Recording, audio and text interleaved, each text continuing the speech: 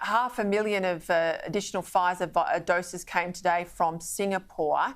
You've done some pretty canny analysis of what these drops of vaccination over coming months, the arrival of doses from overseas looks like to get us through to Christmas. Take us through those numbers.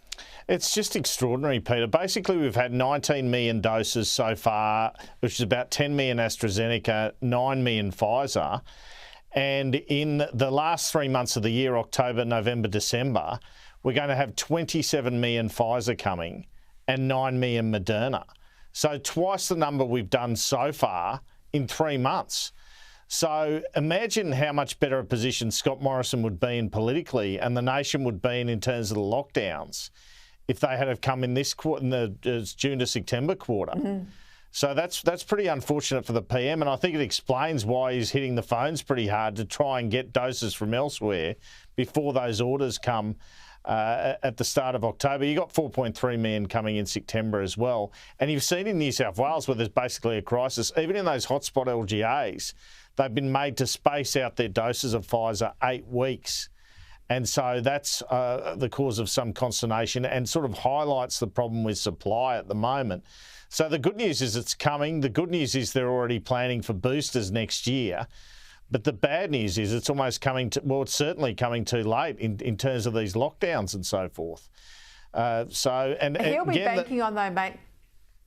Go on. I think he'll be banking on, once these arrive, get them into arms, get people to Christmas.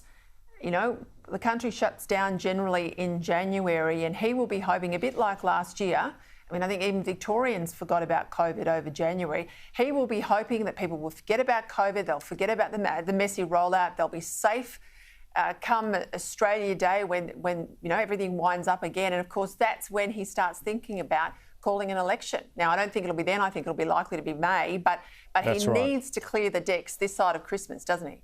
Yeah, I've got pretty good intelligence there looking at May with March as an option as well. But he's just hostage to so many uncertainties. I mean, I can't remember a time. Normally, you can plan pretty well as a PM or opposition leader for what's going to occur, and you can even strategise various moves to assist you.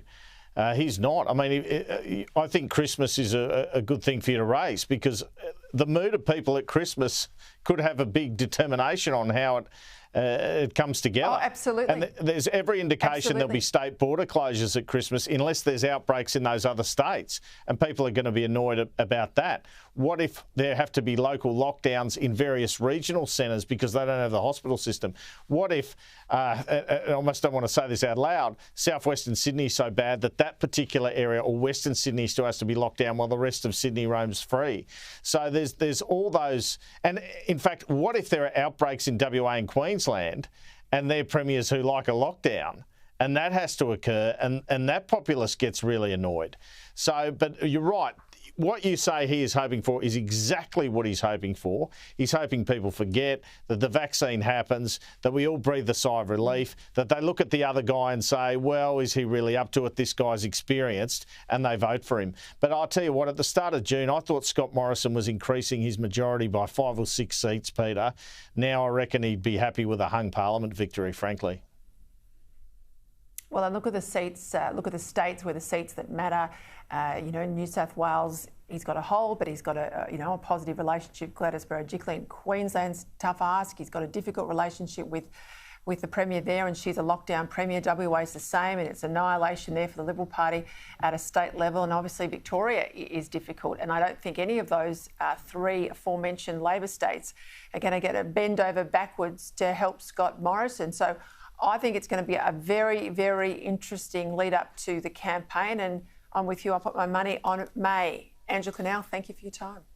Thanks, Peter.